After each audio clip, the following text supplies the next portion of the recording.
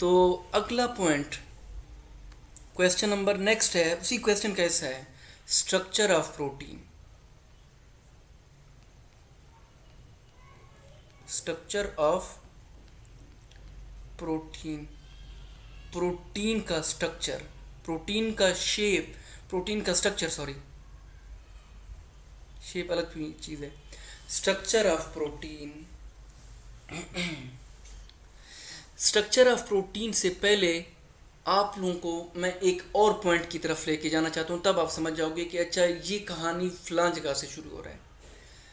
आप लोगों ने पहले कभी मुझसे 9th-10th क्लास में एक चैप्टर पढ़ा था, उसका नाम था इंजाइम। और मैं आपसे हमेशा कहता रहा हूँ कि इंजाइम क्या है? ग्लोबुलर प्रोटीन है। Enzymes are globular protein. Enzymes are globular protein. जब भी मैं, लड़कियां मुझसे पूछती सर ग्लोबुलर प्रोटीन का मतलब क्या है, जब भी मैं फीमेल्स को पढ़ा रहा होता था ना, तो वो कह देते कि ग्लोबुलर प्रोटीन का मतलब क्या है, तो मैं जान चुड़ा के मैं कहता था ये आप आगे पढ़ोगे, ग्लोब की तरह होते हैं, गोल मटोल होते हैं, मैं ये कह रहा होता था। और स्टूडेंट कह देते ओके चलो सर आपने समझा दिया, हम समझ गए। बट आज हम रियल मानों में समझेंगे कि ग्लोबुलर प्रोटीन क्या है। रियल मानों में हम समझेंगे कि ग्लोबुलर प्रोटीन क्या है। जैसे चलो ये पॉइंट तो आप समझ गए हैं, या इस टॉपिक को थोड़ा और समझने के लिए, इस पॉइंट को समझने के लिए कि ये चीज़ है क्या चीज़, इसको समझने के लिए हम एक और काम पढ़ते हैं, एक और चीज़ समझ लेते हैं। आप लोगों ने पढ़ा हुआ है level of organization. Level of organization, वहाँ पे मैंने क्या कहा कि सेल से टिश्यू बनता है, टिश्यू से आर्गन, आर्गन से सिस्टम, सिस्टम से ऑर्गेनिज्म बनता है। मैंने आपको कहा, ये आपको समझा दिया है। बेटा एक बात याद रखना, जो प्रोटीन बन रहे होते हैं, जो प्रोटीन बन रहे होते हैं वो भी ऐसे ही बनते हैं जैसे कि लेवल ऑफ ऑर्गेनाइजेशन का किस्सा होता है। जैसे लेवल ऑफ ऑर्गेनाइजेशन का किस्सा चल रहा होता है ना, कि एक छोटे चीज से बड़ा बन गया, फिर उससे बड़ा बन गया, फिर उससे बड़ा बन गया, फिर उससे बड़ा बन गया। यहाँ पर भी यही किस्सा हो रहा होता है कि प्रोटीन ऐसा नहीं है कि एक धागा बन गया बस ये प्रोटीन है। ये धागा आगे चल के एक और काम कर रहा होता है। उनके बारे में पढ़ने को क्या कहा जाता है? स्ट्रक्चर ऑफ प्रोटीन कहा जाता है। तो हम ये बात यहाँ पे लिखने जा रहे हैं कि जो प्रोटीन का स्ट्रक्चर है वो 4 स्टेप्स में बनता है। तो हम ये बात यहाँ पे लिखेंगे, the structure of protein, structure of protein is completed in 4 steps। 4 steps में जाएगा तब जाके ये स्टेप क्या हो जाएगा? कंप्लीट हो जाएगा। ये 4 स्टेप में बन गुजर रहा होता है तब जाके बन रहा होता है। उनमें से जो पहला स्टेप होगा उसे कहा जाएगा primary structure. Primary structure, STRUCTURE, primary structure. उनमें से जो दूसरा होगा उसे कहा जाएगा सेकेंडरी स्ट्रक्चर।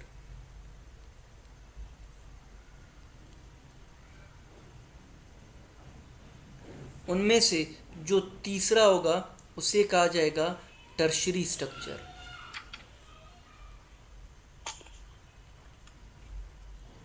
उनमें से जो चौथा होगा उसे कहा जाएगा क्वाटरनरी स्ट्रक्चर।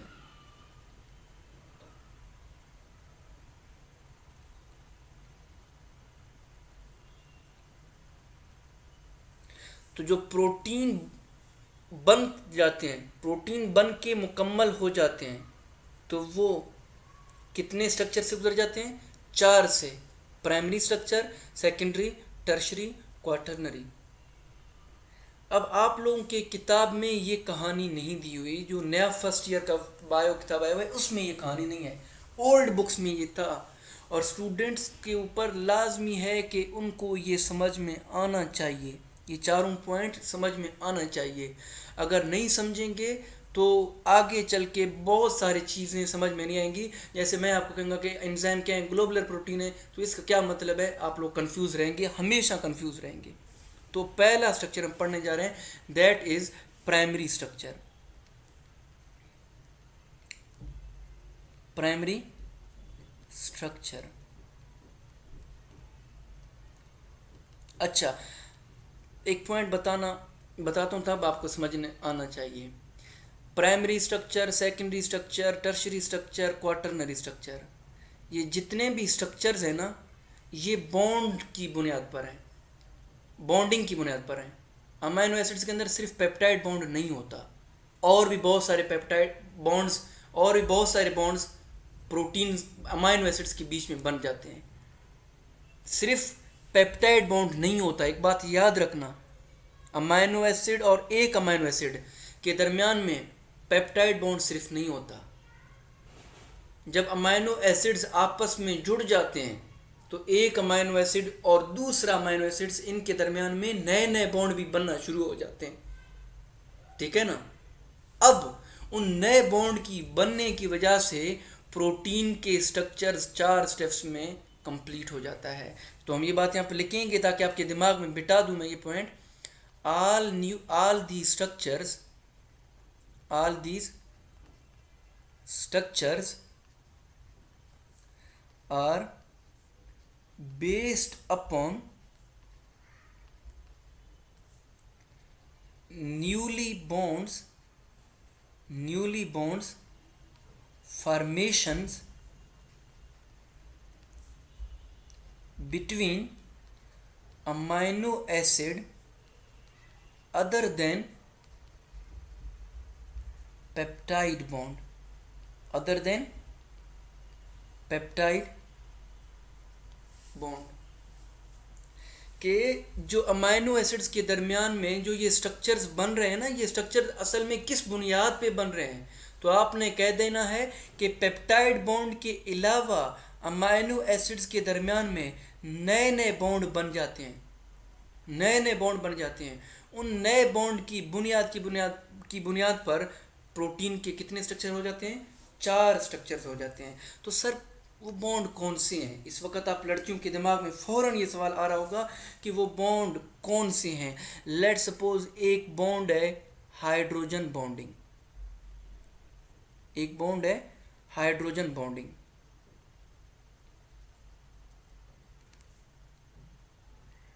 एक वही पुराना बॉन्ड है जो हमारे गले का त्वक बन चुका है, वो है पेप्टाइड बॉन्ड। पहला बॉन्ड कौन सा है भाई, वही पुराना है पेप्टाइड बॉन्ड, ये भी होगा। दूसरा कौन सा है, हाइड्रोजन बॉन्डिंग है। तीसरा कौन सा है, सल्फर बॉन्ड, सल्फर बॉन्ड। चौथा कौन सा है, साल्ट बॉन्ड, साल्ट बॉन्ड।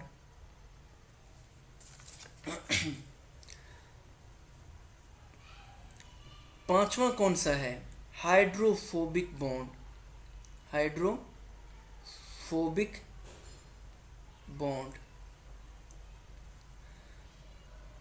बस ये बॉन्ड आपको याद रखनी चाहिए। आपको 4 लंदन डिस्पर्जन बॉन्ड है, कोई केमिस्ट्री में आपने लंदन पढ़ा था, वेंडरवाल फोर्सेस पढ़ा था, डिस्पर्जन फोर्सेस है। वो जितने भी बॉन्ड्स हैं ना बेटा, वो सिर्फ केमिस्ट्री की हद तक मोहताज नहीं है, ये वो बॉन्ड सारे के सारे इनके अंदर भी इस्तेमाल होते हैं। जस्ट आपको नाम याद होना चाहिए कि ये बॉन्ड भी हो सकता है, ये भी हो सकता है, और इन्हीं बॉन्ड के होने की वजह से प्रोटीन की स्ट्रक्चर चेंज हो जाती है। Primary structure, secondary structure, tertiary structure, quaternary structure. और अब हमने इन चारों को 1 बाय 1 पढ़ना है, इन चारों को 1 बाय 1 पढ़ना है। पहले हम पढ़ने जा रहे हैं प्राइमरी स्ट्रक्चर। प्राइमरी स्ट्रक्चर की डेफिनेशंस लिखेंगे, प्राइमरी स्ट्रक्चर की डेफिनेशन लिखेंगे।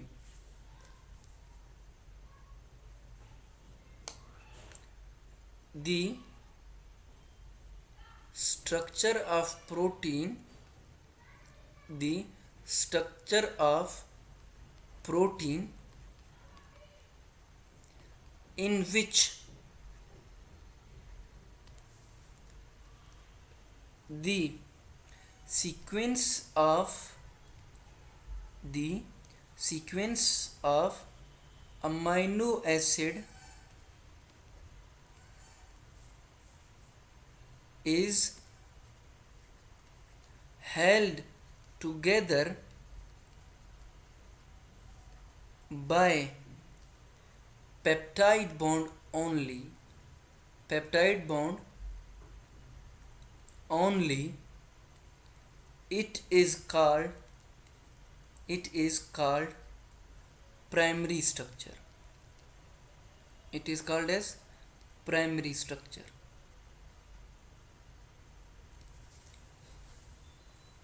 क्या कहा मैंने, समझ में नहीं आया। मैंने आपको क्या कहा कि इनके अंदर बहुत सारे बॉन्ड होते हैं और सिर्फ जब इनके अंदर पेप्टाइड बॉन्ड हो उस वक़्त इनको क्या कहा जाता है, प्राइमरी स्ट्रक्चर कहा जाता है। उस वक़्त क्या कहा जाता है, इसको प्राइमरी स्ट्रक्चर कहा जाता है। फॉर एग्जांपल कैसे, लेट सपोज ये हमारे पास एक अमाइनो एसिड है।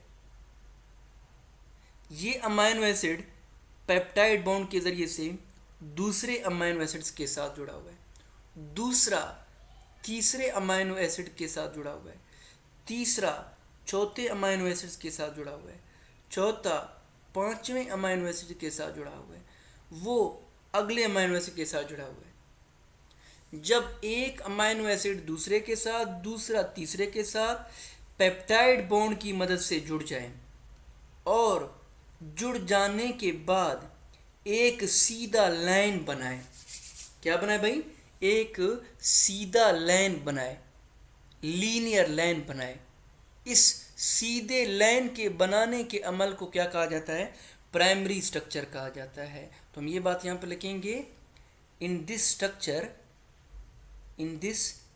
स्ट्रक्चर प्रोटीन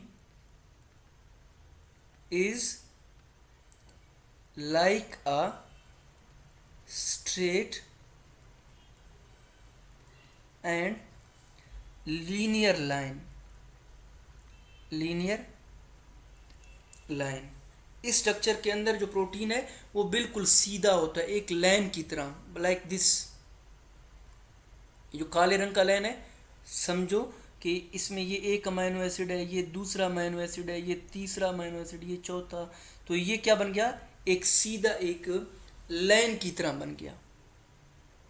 इसको क्या कहा जाता है, प्राइमरी स्ट्रक्चर कहा जाता है। अगला स्ट्रक्चर है, उससे कह रहे हैं secondary structure.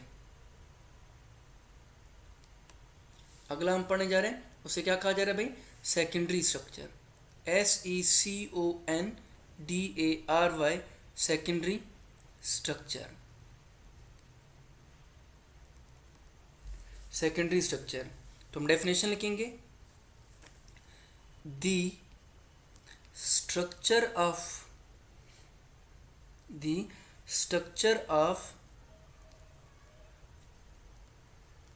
Protein formed when polypeptide chain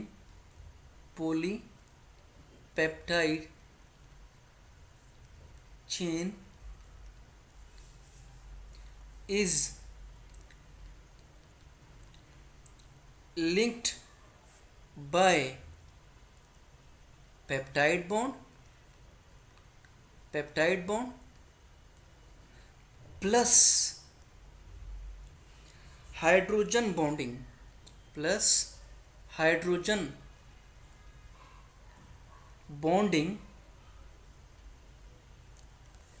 as well is called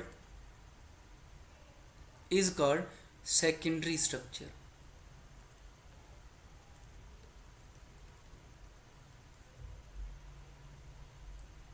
Is called as secondary structure.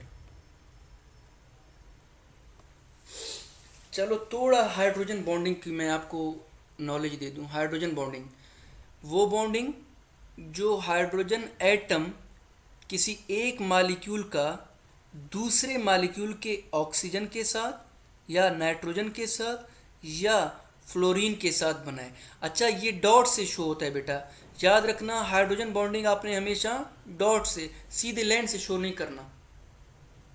Peptide bond line होता है, मैंने ऊपर डॉट लगाए थे, गलत कर रहा था। Peptide bond is always a line because that is a covalent bond. It is a dotted line because it is hydrogen bonding is always dot से शो किया जाती है। नजीब साहब ने मुझे बताया था कि ये केमिस्ट्री में ये ऐसे हो रहा होता है। लेकिन आ जाते हैं अपने स्ट्रक्चर की तरफ।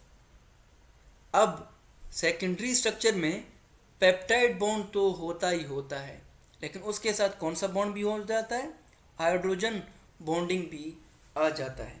उसको क्या कहा जाता है, पेप्टाइड सेकेंडरी स्ट्रक्चर कहा जाता है। फॉर एग्जांपल कैसे, लेट सपोज ये हमारे पास एक अमाइनो एसिड है, ये अमाइनो एसिड दूसरे अमाइनो एसिड्स के साथ जुड़ा हुआ है, दूसरा तीसरे अमाइनो एसिड के साथ जुड़ा हुआ है, और वो चौथे अमाइनो एसिड्स के साथ जुड़ा हुआ है, चौथा पांचवें अमाइनो एसिड्स के साथ जुड़ा हुआ है, ये अगले अमाइनो एसिड के साथ जुड़ा हुआ है। यूं एक अमाइनो एसिड दूसरे अमाइनो एसिड के साथ जुड़ा हुआ है और ये अमल यूं आगे चलता जा रहा है। तो यहाँ पर क्या है, ये अलग अमाइनो एसिड है, ये अलग अमाइनो एसिड है, ये अलग एक अमाइनो एसिड है, ये वाला अलग एक अमाइनो एसिड है। इसी अंदाज में हर एक अमाइनो एसिड दूसरे अमाइनो एसिड से क्या है भाई, डिफरेंट है। ये अलग है और ये अलग है। तो मुख्तलिफ अमाइनो एसिड्स जो कुछ देर पहले ऐसे सीधा जा रहे थे, जो अभी से प्राइमरी स्ट्रक्चर के अंदर ऐसे ऐसे सीधा जा रहे हैं, ये अमाइनो एसिड है, ये वो अमाइनो एसिड है, ये वाला अमाइनो एसिड है, ये वाला अमाइनो एसिड है। इसी अंदाज में आप देख रहे हैं ऊपर जो है ना प्राइमरी स्ट्रक्चर्स के अंदर अमाइनो एसिड्स ऐसे सीधा जा रहे हैं, लेकिन दूसरे स्ट्रक्चर के अंदर अमाइनो एसिड ऐसे ट्विस्ट हो रहे हैं, ऐसे बैंड हो रहे हैं। सवाल बनता है कि ये बैंड कैसे हो रहे हैं, सवाल ये बनता है कि ये बैंड कैसे हो रहे हैं, ये बैंडिंग कैसे पैदा हो रही है। ये बैंडिंग एक नए बॉन्ड के ज़रिए से हो रही होती है। उस नए बॉन्ड को क्या कहा जाता है, हाइड्रोजन बॉन्डिंग कहा जाता है। उसे क्या कहा जा रहा है भाई, हाइड्रोजन बॉन्डिंग कहा जा रहा है। अब सवाल ये बनता है हाइड्रोजन बॉन्डिंग होता कैसे है।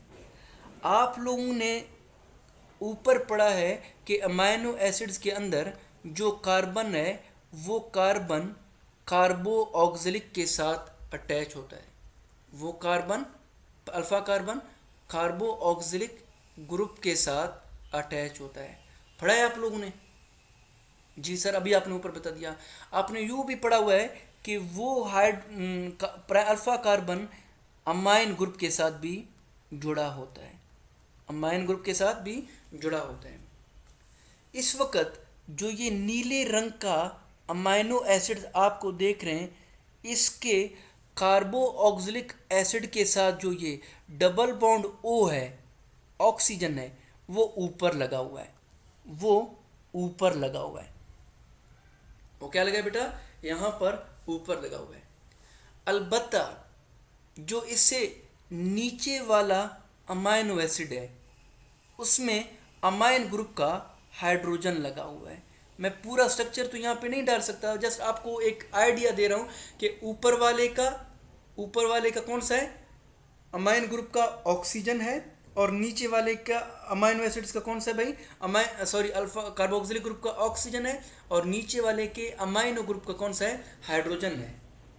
अब ये दोनों एक दूसरे के करीब आ जाते हैं, ऊपर वाले का ऑक्सीजन और नीचे वाले का हाइड्रोजन, ये एक दूसरे के करीब आ जाते हैं और इन दोनों के बीच में एक लिंक बन जाता है और यूं ये ऊपर वाला नीचे वाले के साथ जुड़ जाता है।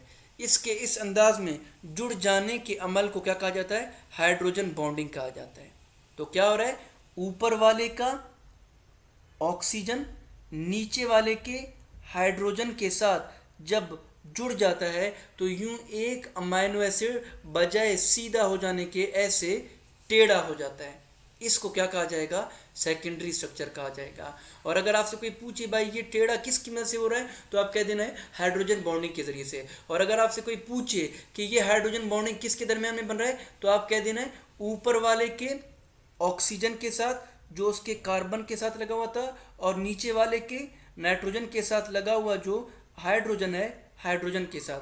तो इनके दरमियान में क्या बन रहा है, ये बॉन्डिंग बन रहा है। और यूं क्या हो गया, ये टेढ़ा पेड़ा बन गया। ये क्या बन गया बेटा, टेढ़ा पेड़ा बन गया। यहां तक क्लियर है आप लोगों को?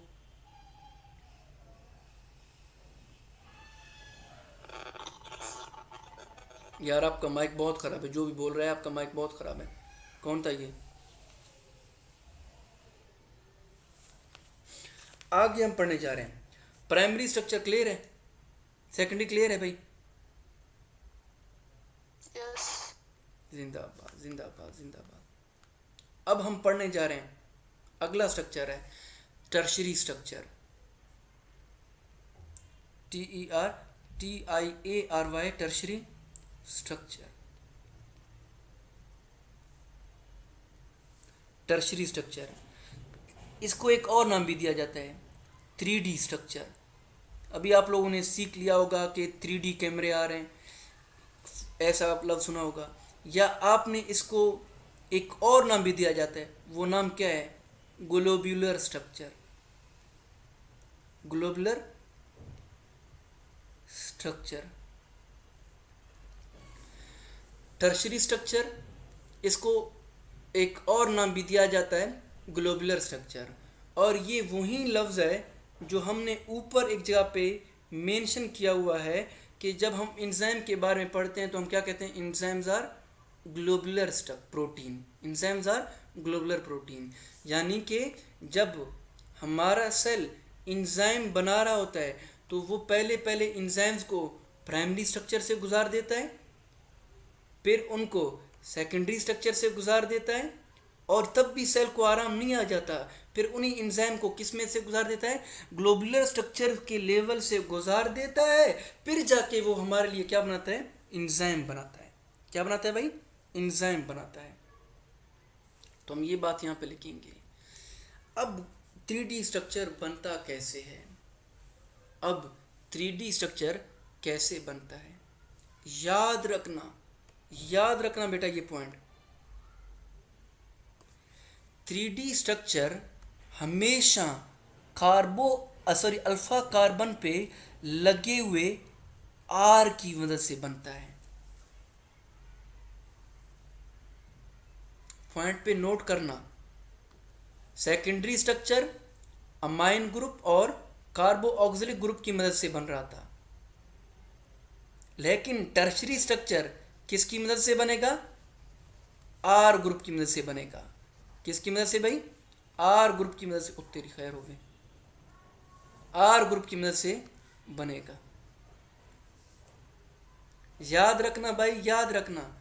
जरा देखो भाई आर ग्रुप की मदद से कैसे बनेगा, तो मैं ऑलरेडी आपको ऊपर एक जगह पे बता चुका हूं कि अगर एक अमाइनो एसिड दूसरे से डिफर करता है तो वो इन प्रॉपर्टी की बुनियाद पर डिफरेंट करता है, और ये प्रॉपर्टी कहाँ से आ जाते हैं, आर ग्रुप से आ जाते हैं। तो आर ग्रुप क्या करता है, ये प्रॉपर्टी दे देता है, और इन प्रॉपर्टी के आ जाने की वजह से एंजाइम का नया स्ट्रक्चर बन जाता है। उस नए स्ट्रक्चर को क्या कहा जाएगा, टर्शरी स्ट्रक्चर कहा जाता है। देखते हैं कैसे। तो हम पहले हम ये बात यहाँ पे लिखेंगे, this structure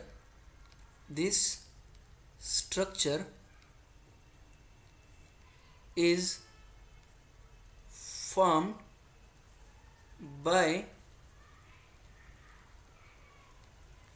interaction between R groups of various amino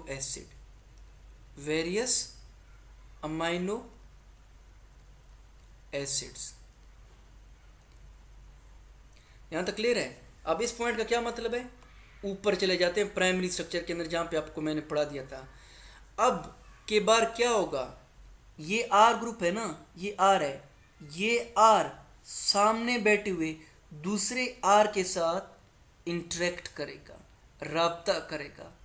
ये आर इस वाले आर के साथ, ये आर उस वाले आर के साथ जब राब्ता करेगा तो कुदरती तौर पर प्रोटीन के स्ट्रक्चर में एक बड़ा सा चेंज आ जाएगा, तब्दीली आ जाएगा।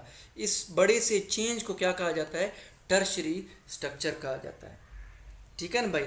अब ये इंटरेक्शन होता कैसे, तो मैं आपको ऑलरेडी बता चुका हूँ। ये इंटरेक्शन साल्ट ब्रिज के ज़रिए से हो सकता है, साल्ट ब्रिज के ज़रिए से। ये इंटरेक्शन सल्फर बॉन्ड के ज़रिए से हो सकता है। ये इंटरेक्शन हाइड्रोफोबिक नेचर की वजह से हो सकता है। ये इंटरेक्शन हाइड्रोफिलिक नेचर की वजह से हो सकता है।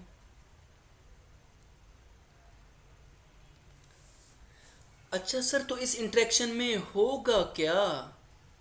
सर आपने मुझे ऊपर तो बता दिया है, सेकेंडरी स्ट्रक्चर में तो बता दिया है, एक मिनट, कि सेकेंडरी स्ट्रक्चर में जो अमाइनो एसिड्स का चेन है वो जस्ट ट्विस्ट हो रहा है। इसमें क्या होगा, इसमें ट्विस्ट होने के साथ साथ ये वापस अपने ऊपर फोल्ड भी होगा। ट्विस्ट होने के साथ साथ क्या होगा भाई, अपने ऊपर फोल्ड भी होगा।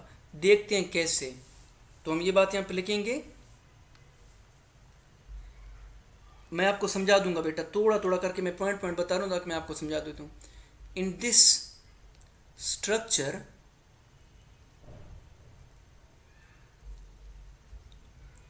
along with twisting polypeptide chain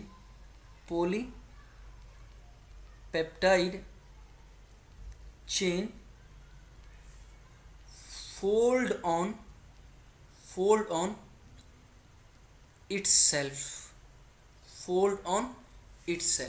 अब देखते हैं मैंने क्या लिखा हुआ है, ज़रा देखिएगा भाई। आपने ऊपर कहीं पे पढ़ा हुआ है कि सेकेंडरी स्ट्रक्चर में जो अमाइनो एसिड्स होते हैं वो एक दूसरे के हाइड्रोजन बॉन्डिंग की वजह से ट्विस्ट हो जाते हैं, मुड़ जाते हैं। पहले सीधा थे, प्राइमरी स्ट्रक्चर के अंदर क्या थे, सीधा थे, अब क्या हो जाएंगे, ट्विस्ट हो जाएंगे, टेढ़े पेढ़े हो जाएंगे। ज़रा देखते हैं कैसे। पहले आप लोगों ने क्या कहा था, हाइड्रोजन बॉन्डिंग की वजह से ये ट्विस्ट हो रहे हैं। अब क्या होगा, ज़रा देखते हैं अब क्या हो जाता है।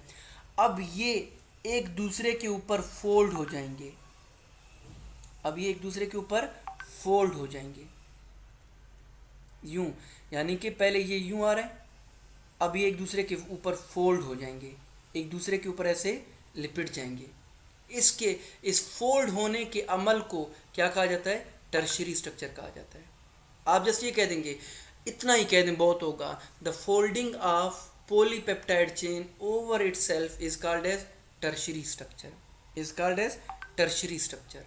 ये बात समझ में आया भाई,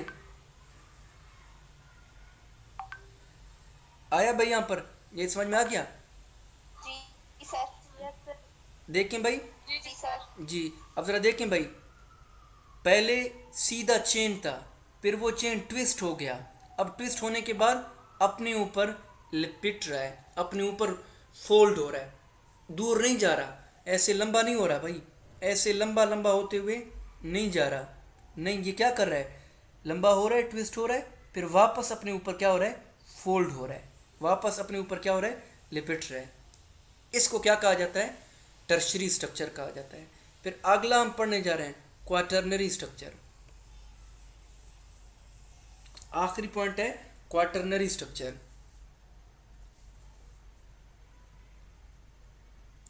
QUATERNARY,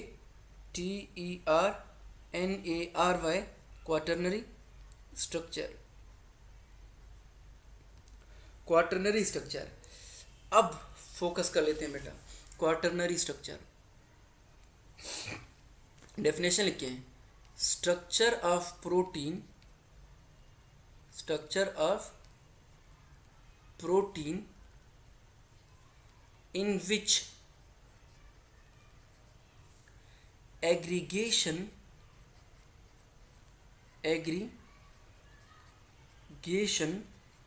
of two or more polypeptide chain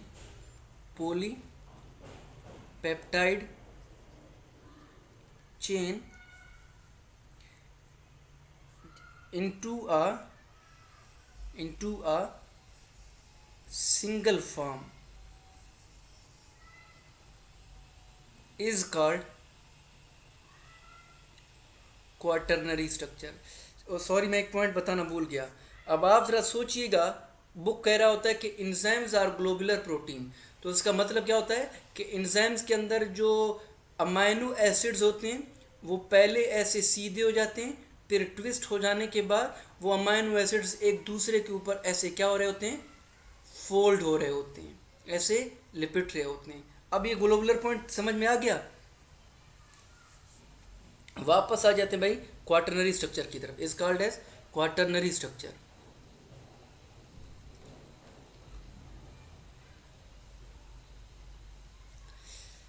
एक बात याद रखना, जो क्वाटरनरी स्ट्रक्चर होगा वो हमेशा दो या दो से ज्यादा टर्शरी स्ट्रक्चर के दरमियान में बनेगा। जो क्वाटरनरी स्ट्रक्चर होगा वो हमेशा दो या दो से ज़्यादा टर्शरी स्ट्रक्चर के दरमियान में बनेगा। लेट सपोज बेटा ये एक टर्शरी स्ट्रक्चर है, ये एक दूसरा टर्शरी स्ट्रक्चर है। टर्शरी स्ट्रक्चर की क्या पहचान है कि उसमें अमाइनो एसिड्स एक दूसरे के ऊपर जुड़े हुए होते हैं, फोल्ड हो रहे होते हैं। अब क्वाटरनरी स्ट्रक्चर में क्या होगा कि जब दो टर्शरी स्ट्रक्चर एक दूसरे के करीब आ जाएंगे तो इन दोनों के दरमियान में कोई बॉन्ड बनेगा। जैसे ही दो टर्शरी स्ट्रक्चर या ज़्यादा टर्शरी स्ट्रक्चर आपस में बॉन्ड बने, उसको क्या कहा जाता है, क्वाटरनरी स्ट्रक्चर कहा जाता है। ऊपर खाली एक चेन था, यहाँ पर कितने चेन होंगे, दो होंगे। दोनों कौन से होंगे, दोनों टर्शरी स्ट्रक्चर के चेन जब आपस में बॉन्ड बनाए। लेट सपोज बेटा मैं आपको बता देता हूँ, लेट सपोज ये हमारे पास एक क्वाटरनरी स्ट्रक्चर टर्शरी स्ट्रक्चर है और इसके पास ये दूसरा टर्शरी स्ट्रक्चर है। अब दो हैं और ये दोनों आपस में एक दूसरे के साथ लिंक बनाएं, कोई बॉन्ड बनाएं, hydrophobic bond, hydrophilic bond, hydrogen bond, sulphur bond कोई बनाएं। तो जब दो टर्शरी स्ट्रक्चर एक दूसरे के साथ बॉन्ड बनाएंगे उस स्ट्रक्चर को क्या कहा जाता है, क्वाटरनरी स्ट्रक्चर कहा जाता है। उसे क्या कहा जा रहा है बेटा, क्वाटरनरी स्ट्रक्चर कहा जा रहा है। यहाँ तक क्लियर है आप लोगों को? तो अभी हम पढ़ने जा रहे हैं that is shape of protein, protein का शेप। प्रोटीन किस शेप के होते हैं, शेप ऑफ प्रोटीन। मैं एक बार इस रिकॉर्डिंग को,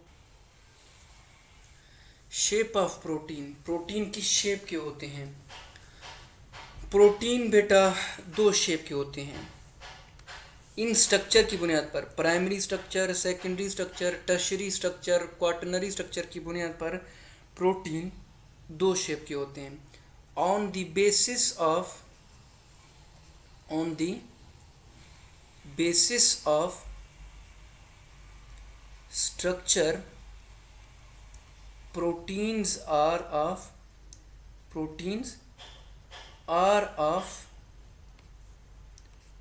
टू शेप्स।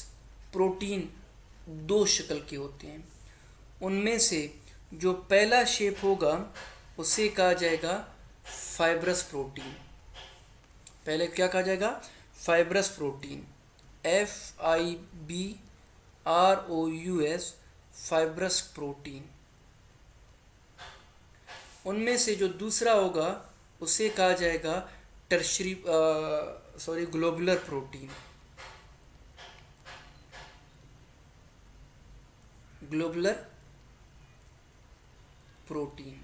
प्रोटीन के दो शेप्स होते हैं, एक होता है फाइब्रस प्रोटीन और एक होता है ग्लोबुलर प्रोटीन। अब फाइब्रस प्रोटीन वो होते हैं जिनके अंदर सिर्फ प्राइमरी स्ट्रक्चर हो और सेकेंडरी स्ट्रक्चर हो। प्रोटीन के वो शेप्स जिनके अंदर प्राइमरी स्ट्रक्चर हो और टर्शियरी स्ट्रक्चर हो। तो हम ये बात यहाँ पे लिखेंगे, the shape of protein formed by primary structure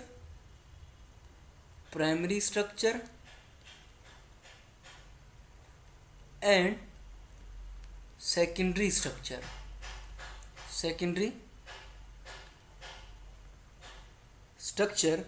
is called as fibrous protein। तो इसका मतलब फाइब्रस प्रोटीन के अंदर टर्शरी और क्वाटरनरी स्ट्रक्चर होता है। एंट्री टेस्ट में आ जाए कि fibrous protein has not which structure, तो आप लोग लिखना होगा कि इसके अंदर टर्शरी और क्वाटरनरी स्ट्रक्चर नहीं होगा। हम बल्कि पॉइंट लिखते हैं, no tertiary structure is present. इनके अंदर टर्शरी स्ट्रक्चर नहीं होगा। अब इनका फिर शेप कैसा होता है? इनका शेप या तो ऐसे सीधा होता है या ऐसे सीधा होता है बेटा, या इनमें वेव्स की तरह ट्विस्ट आ जाते हैं, ऐसे फाइबर्स की तरह होते हैं। और ये शेप किन प्रोटीन के अंदर पाया जाता है? बहुत कम प्रोटीन ऐसे हैं जिनके अंदर ये पाया जाता है, जैसा कि केराटिन हो गया जो हमारे बालों के अंदर होता है, उनमें फाइबर्स होते हैं, उनमें इस तरह के होते हैं। तभी तो हमारे बाल अक्सर सीधे हैं, नहीं तो हमारे बाल ऐसे अजीब तरह के बन जाते हैं। अब ये मत सोचना कि सर जिनके बाल घुंघराले हैं उनके तो बाल घुंघराले पर क्यों हैं, उनके अंदर क्या क्वाटरनरी इंटरेक्शन भी होते हैं? नहीं, आप उनको आप स्ट्रेटनर के जरिए से सीधा कर सकते हो, बराबर कर सकते हो, फ़ौरन आपके दिमाग में मुझे पता है आ जाता है।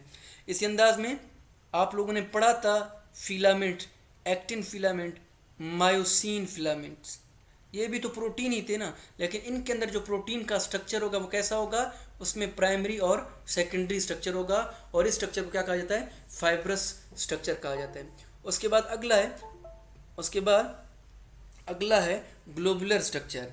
अब जाहिर है वो स्ट्रक्चर, वो शेप जिसमें टर्शरी और क्वाटरनरी स्ट्रक्चर पाए जाते हैं। The shape of protein formed by tertiary and quaternary structure। और ये स्ट्रक्चर किन में होता है? आप लोगों को पता है कि एंजाइम्स के अंदर होता है, क्योंकि एंजाइम्स क्या होते हैं? ग्लोबुलर प्रोटीन होते हैं। आपको पता है हीमोग्लोबिन के अंदर ये वाला स्ट्रक्चर होता है, क्योंकि आप लोग जब हीमोग्लोबिन का रिंग बना रहे होते हो तो आप कहते हैं हीमोग्लोबिन के अंदर प्रोटीन के कितने चेन होते हैं? तो आप कहते हैं 4 चेन होते हैं। तो वो चारों कौन से चेन होते हैं? टर्शरी चेन होते हैं, क्योंकि 2 चेन जब करीब आ जाते हैं तो वो टर्शरी स्ट्रक्चर बना रहे होते हैं। और बीच में फिर क्या होता है? आयरन होता है। हीमोग्लोबिन का डायग्राम आप कैसे बनाते हो? आप ये कहते हैं कि हीमोग्लोबिन के अंदर प्रोटीन के 4 चेन होते हैं, और इन चारों चेन को आपस में क्या जोड़ के रख रहा है? आयरन जोड़ के रख रहा है। तो ये हीमोग्लोबिन का डायग्राम तो यही तो है। अब यहाँ तक तो क्लियर होगा। अगला और आखिरी टॉपिक हम पढ़ने जा रहे हैं आज के दिन का, फिर उसके बाद जाके आप तनावुल फरमाइएगा, खाना खा लीजिएगा। Function of protein.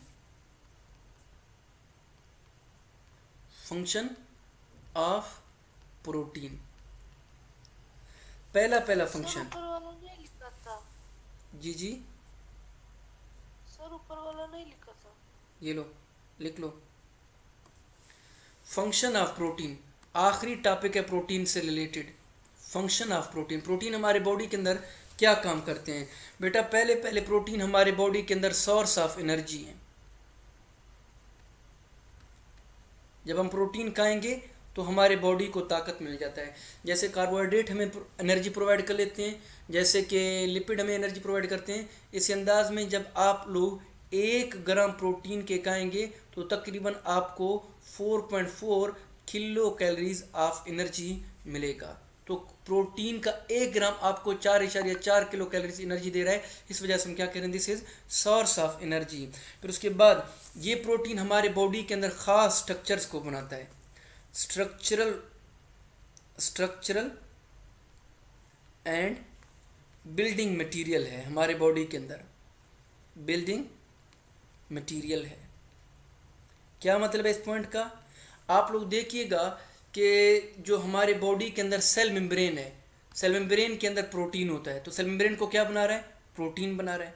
इस अंदाज में जो हमारे हेयर्स हैं, जो हमारे नाखून हैं, उनको क्या चीज़ बनाता है? प्रोटीन बना रहा है। तो हमारे बॉडी के अंदर सेल से लेके बाल और नाखून तक वो तमाम के तमाम किस चीज़ से बन रहे होते हैं? प्रोटीन से बन रहे होते हैं। तीसरा, आप लोगों ने अभी कहीं पे पढ़ा हुआ है कि प्रोटीन के अंदर एक्टिन और मायोसिन होता है, और एक्टिन और मायोसिन हमारे बॉडी के अंदर मसल मूवमेंट या कंट्रैक्शन को कंट्रोल करते हैं। तो मसल कंट्रैक्शन भी किसकी वजह से होता है? प्रोटीन की वजह से होता है, मसल कंट्रैक्शन। अगला फंक्शन, प्रोटीन ट्रांसपोर्ट का भी काम करते हैं, ट्रांसपोर्ट फंक्शन, ट्रांसपोर्ट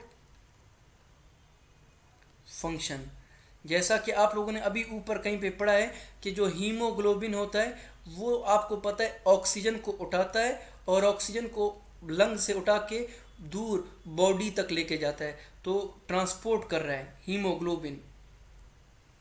और अगर आपको याद हो, मैंने आप लोगों को कभी ज़िंदगी में चैनल प्रोटीन या कैरियर प्रोटीन के बारे में पढ़ाया, जो एक चीज़ को एक जगह से उठा के सेल के बाहर से अंदर लेके आ रहे थे। तो वो भी इसका क्या होगा? फंक्शन ऑफ प्रोटीन होगा। उसके बाद अगला पॉइंट, 5वां फंक्शन प्रोटीन का, हमारे बॉडी के अंदर जितने भी हार्मोन्स हैं वो भी प्रोटीन से बने हैं। जैसा कि इंसुलिन है, इंसुलिन एक हार्मोन है जो हमारे बॉडी के अंदर होता है और वो भी प्रोटीन से बना है। और इसका काम क्या है? ब्लड से ग्लूकोज को मसल्स के अंदर भेजना, बोन्स के अंदर भेजना और वहाँ पे इसको स्टोर करना। उसके बाद आपको पता है तमाम के तमाम एंजाइम भी किस चीज़ से बने? प्रोटीन से बने हैं। और ये एंजाइम हमारे बॉडी के अंदर कैटाबॉलिज्म और मेटाबॉलिज्म को क्या करते हैं? कंट्रोल करते हैं। 7वां, हमारे बॉडी के अंदर प्रोटीन हमारे बॉडी की डिफेंस कर रहे हैं, प्रोटेक्शन कर रहे हैं, डिफेंस फंक्शन। जैसा कि जो हमारे बॉडी के अंदर जितने भी एंटीबॉडीज़ हैं वो तमाम के तमाम प्रोटीन से बने होते हैं। इस अंदाज में प्रोटीन स्टोरेज का काम करता है, स्टोरेज फंक्शन। 10th क्लास में अगर आपको याद हो, मैंने आपको सीड का स्ट्रक्चर पढ़ाया था। तो सीड के अंदर मैंने कहा था एक स्ट्रक्चर होता है, उसको कह देते हैं एंडोस्पर्म। और ये एंडोस्पर्म क्या करता है? बीज से जो नन्हा पौधा निकल रहा होता है जिसके अंदर पत्ते नहीं होते, उस पौधे को तब तक खुराक प्रोवाइड करता है। ये जो एंडोस्पर्म है ये किस चीज़ से बना है भाई? प्रोटीन से बना है। और इस एंडोस्पर्म के अंदर खुराक स्टोर होता है और इसी खुराक को हम क्या कह रहे हैं? एज आ स्टोरेज फंक्शन के तौर पर ले रहे होते हैं। तो ये 8 फंक्शन आप लोगों को रटने चाहिए बेटा। यहाँ तक क्लियर होगा?